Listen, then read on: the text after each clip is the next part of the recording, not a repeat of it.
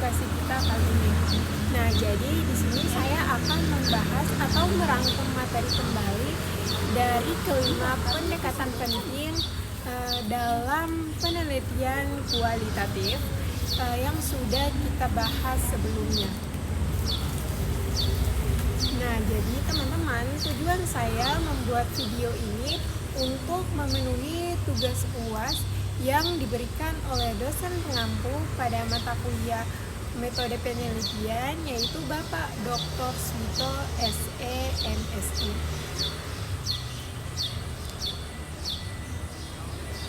Nah, teman-teman, jadi kelima pendekatan yang akan kita bahas hari ini sering digunakan dalam ilmu sosial, pendidikan, dan juga budaya. Kelima pendekatan tersebut terdiri dari fenomenologi, etnometodologi, etnografi, hermeneutika, dan juga etnografi. Nah, sebelum itu pastikan teman-teman simak videonya sampai akhir karena masing-masing pendekatan ini punya kekuatan dan kekhasannya tersendiri. Untuk itu, jangan lupa like, komen, dan juga subscribe. Nah, jadi teman-teman, pendekatan pertama yang akan kita bahas yaitu fenomenologi. Nah, teman-teman mungkin sudah tahu apa itu fenomenologi. Nah, jadi fenomenologi adalah pendekatan dalam penelitian kualitatif yang bertujuan untuk memahami pengalaman subjektif manusia. Nah, tokoh utama dari pendekatan ini adalah Edmund Husserl yang menekankan pentingnya kembali kepada hal-hal yang esensial. Nah, dalam fenomenologi, peneliti mencoba masuk ke dalam dunia kesadaran subjek tanpa prasangka. Selain itu, peneliti juga berusaha menggunakan menangguhkan asumsi-asumsi untuk menangkap makna pengalaman yang sesungguhnya. Pengalaman yang sesungguhnya ini dari perspektif orang yang mengalaminya. Contohnya, jika seseorang ingin meneliti pengalaman seorang pasien kanker, maka peneliti ini tidak melihat dari sisi medis, melainkan dari sisi apa yang dirasakan, dipikirkan, dan juga dialami oleh pasien tersebut.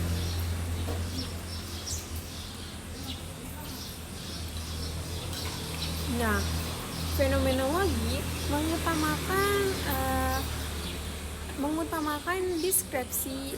deskripsi mendalam terhadap pengalaman refleksi fisiologis atas makna pengalaman, fokus pada intensionalitas, yaitu hubungan antara subjek dan objek pengalaman.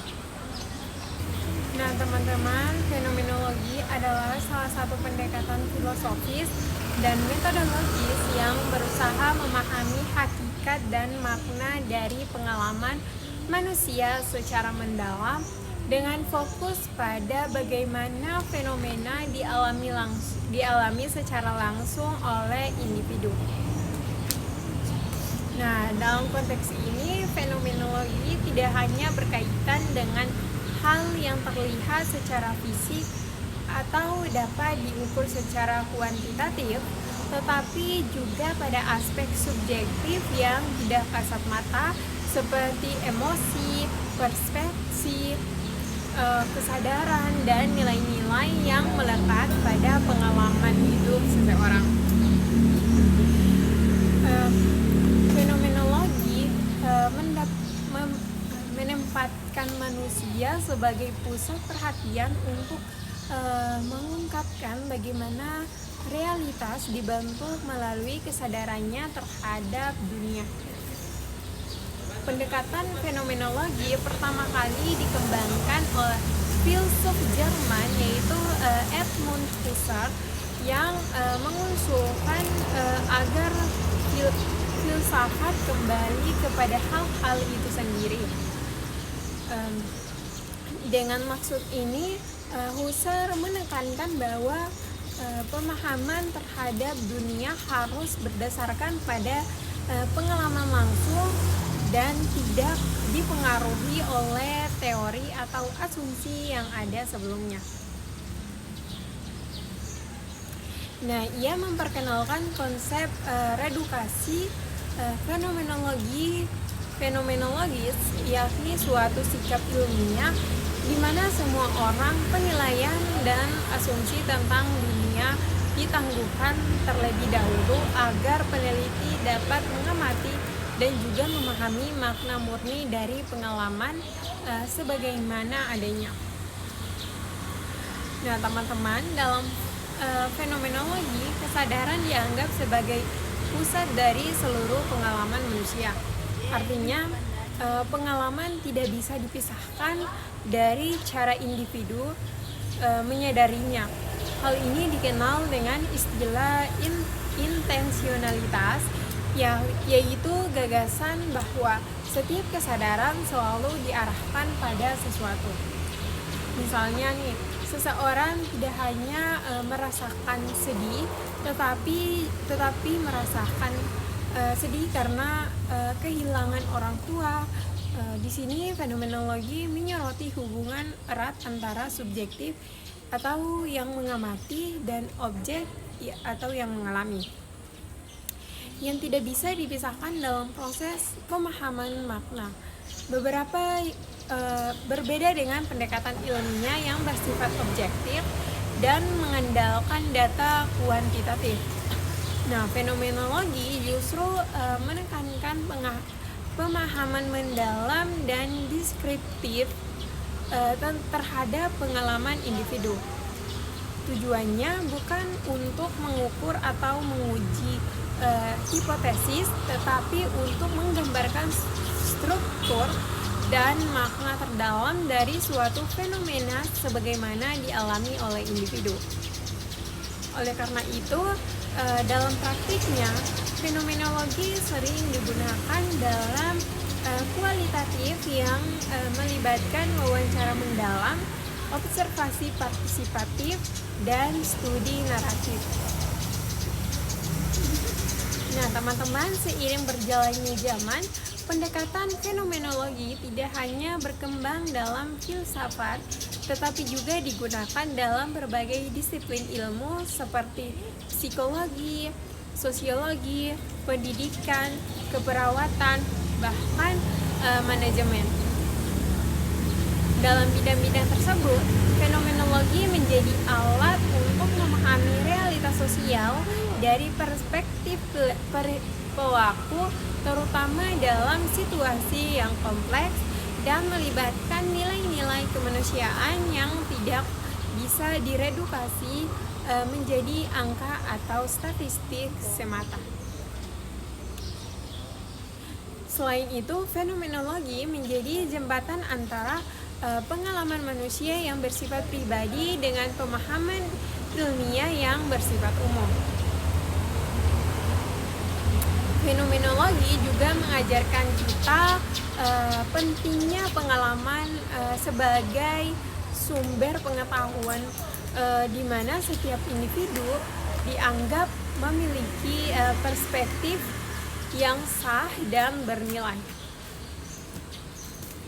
Dalam proses pengumpulan dan analisis data, peneliti fenomenologi berusaha menyelami makna pengalaman partisipan melalui empati, keterbukaan, dan refleksi mendalam. Melalui pendekatan ini, peneliti tidak hanya mencari apa yang terjadi, tetapi lebih jauh menggali bagaimana dan mengapa pengalaman itu bermakna bagi individu yang mengalaminya. Dengan demikian, fenomenologi merupakan pendekatan yang sangat manusiawi dalam memahami dunia sosial. ia menolak pandangan mekanistik dan deterministik terhadap manusia, serta mengedepankan pemahaman akan keunikan dan kompleksitas pengalaman manusia. Dalam era yang serba cepat dan instan, fenomenologi menawarkan jalan untuk memperlambat, merenung, dan juga benar-benar hadir dalam memahami dunia manusia di dalamnya. Ia memberi ruang bagi suara-suara yang kerap terabaikan, terutama dalam konteks penelitian sosial dan kemanusiaan. Ciri-ciri pendekatan fenomenologi yaitu subjektivitas pengalaman. Nah, di sini menekankan pengalaman pertama.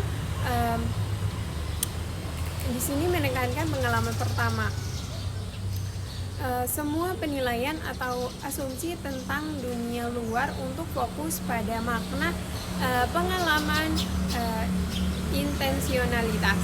Nah, di sini kesadaran selalu diarahkan pada sesuatu, tidak ada pengalaman netral.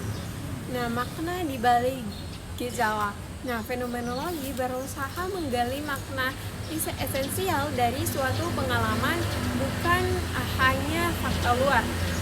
Nah, deskriptif bukan eksplanatif. Nah, fenomenologi menggambarkan bukan menjelaskan secara kuasa. Tentu berikut penjelasan setiap poin-poin dari tujuan fenomenologi, terutama dalam konteks penelitian sosial dan kemanusiaan. Nah, tujuan dari fenomenologi juga mengungkapkan makna terdalam dari pengalaman manusia. Nah, fenomenologi berusaha memahami pengalaman manusia secara mendalam, bukan hanya apa yang terjadi, tetapi bagaimana pengalaman itu dirasakan dan juga dimaknai oleh individu. Pendekatan yang kedua yaitu etnometodologi. Nah, jadi teman-teman, etnometodologi adalah studi tentang cara-cara orang biasa dalam kehidupan sehari-hari membangun realitas sosial mereka. Nah, pendekatan ini dikembangkan oleh Harold Garfinkel pada tahun 1960-an. Berbeda dengan pendekatan lain, etnometodologi tidak fokus pada isi percakapan atau tindakan, tetapi bagaimana struktur sosial itu dihasilkan melalui interaksi sehari-hari. Contohnya bisa kita lihat dalam interaksi di pasar, di sekolah, atau di media sosial. Etnometodologi akan memperhatikan bagaimana orang memahami aturan tidak tertulis seperti antrian, tata krama berbicara, atau isyarat tubuh. Dalam praktiknya, etnometodologi sering menggunakan analisis percakapan observasi terhadap aktivitas rutin, eksperimen gangguan untuk melihat respons sosial. Tujuan utamanya adalah memahami bagaimana orang menyusun kenyataan sosial mereka secara alami tanpa disadari.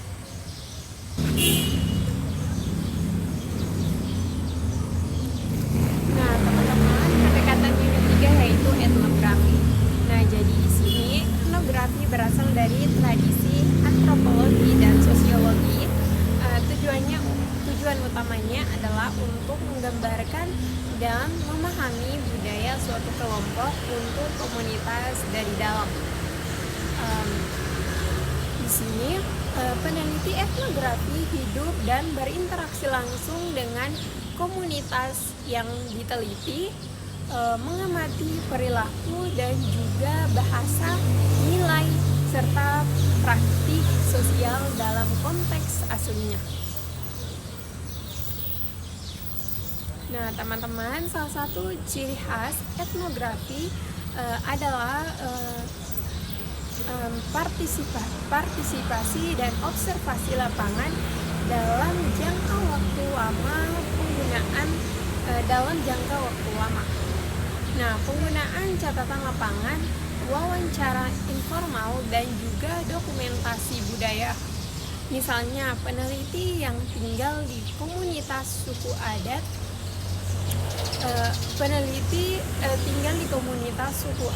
selama berbulan-bulan untuk meneliti sistem keterbatasan mereka.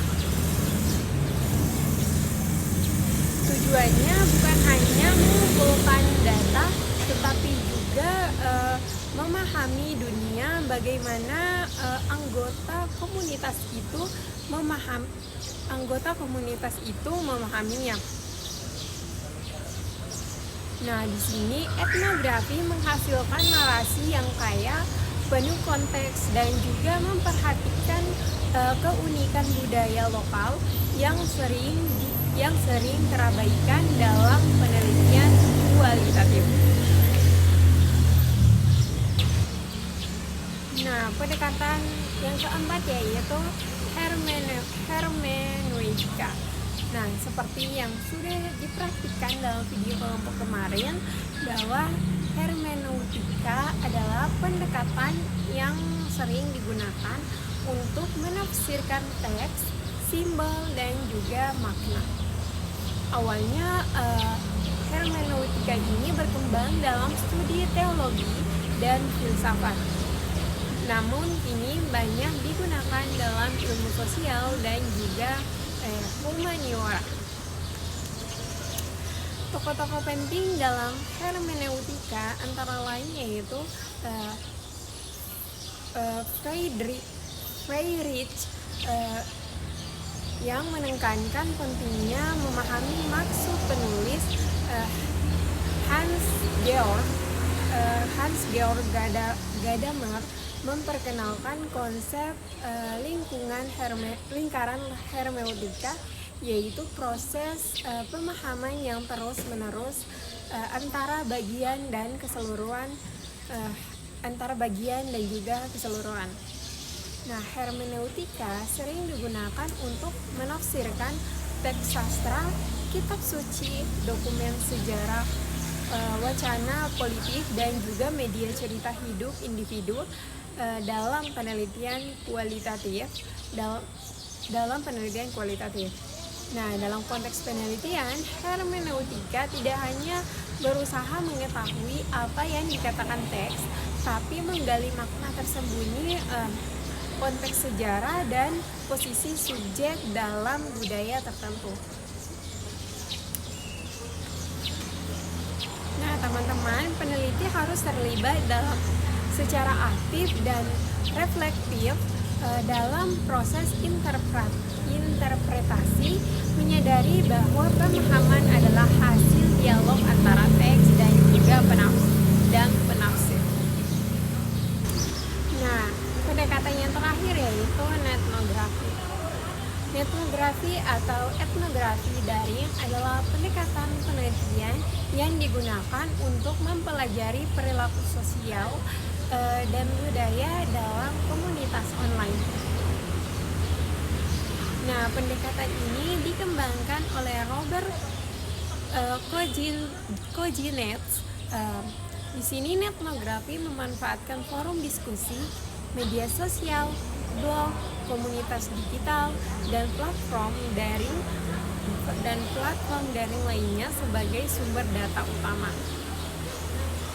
Nah, keunggulan dari penelitian etnografi itu bisa menjangkau komunitas global tanpa batasan geografis, cocok untuk penelitian tren, perilaku konsumen, budaya digital, etis bila memperhatikan persetujuan dan juga privasi online.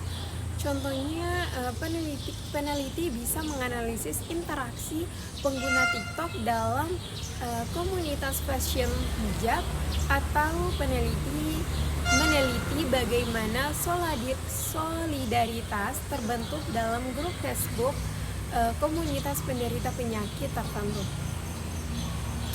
Nah, langkah-langkah dalam etnografi itu meliputi pengamatan non-partisipan, pencatatan data digital, analisis naratif, visual, dan interaksi etnografi menjadi semakin relevan karena hidup kita kini semakin berpindah ke ruang digital. Dan etnografi komunitas online mencerminkan dinamika sosial baru yang layak diteliti secara mendalam. Nah, jadi teman-teman, itulah kelima pendekatan kualitatif yang telah kita bahas, yaitu fenomenologi, etnometodologi, etnografi, hermeneutika, dan juga etnografi. Nah, teman-teman, bukan hanya sekedar metode penelitian, masing-masing adalah cara untuk memahami secara lebih dalam, lebih jujur, dan lebih manusiawi. Di tengah dunia yang semakin cepat, kompleks, dan juga terukur oleh angka, pendekatan ini mengajak kita untuk melambat dan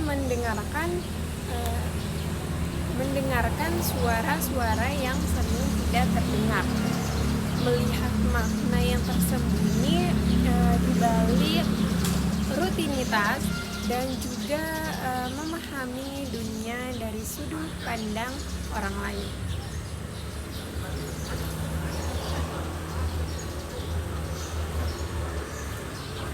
Dengan pendekatan fenomenologi, kita belajar merasakan dunia dari dalam, dari pengalaman paling subjektif manusia. Sedangkan etnometodologi mengajarkan kita untuk memperhatikan hal-hal kecil yang kita anggap biasa, tapi sebenarnya tujuan itu yang membentuk tatanan sosial kita. Penelitian etnografi menunjukkan betapa pentingnya budaya, interaksi, dan juga makna dalam kehidupan komunitas. Penelitian hermeneutika mengajak kita untuk berdialog dengan teks, simbol, dan juga sejarah. Dan penelitian etnografi mengingatkan kita bahwa kehidupan digital juga adalah ruang sosial yang nyata, penuh makna, konflik, solidaritas, dan ekspresi diri. Nah, teman-teman, setiap pendekatan punya kekuatan dan keterbatasan masing-masing. Tidak ada metode yang sepenuhnya sempurna, tapi justru di sanalah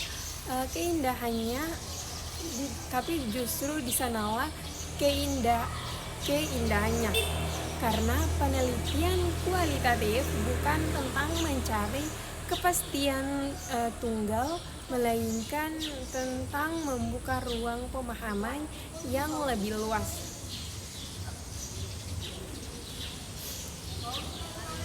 Sebagai peneliti, kita tidak datang untuk menghakimi, tapi untuk belajar dan terus belajar menjadi pendengar yang baik, pengamat yang peka, dan juga penafsir yang rendah hati.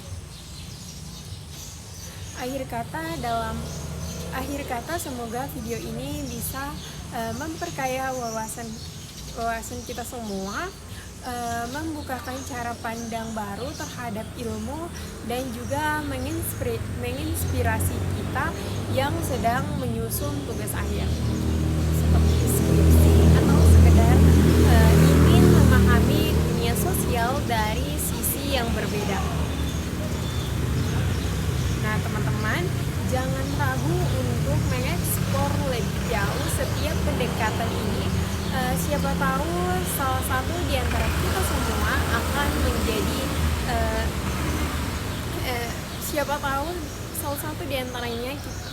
menjadi jalan ilmiah kita menemukan makna hidup dan juga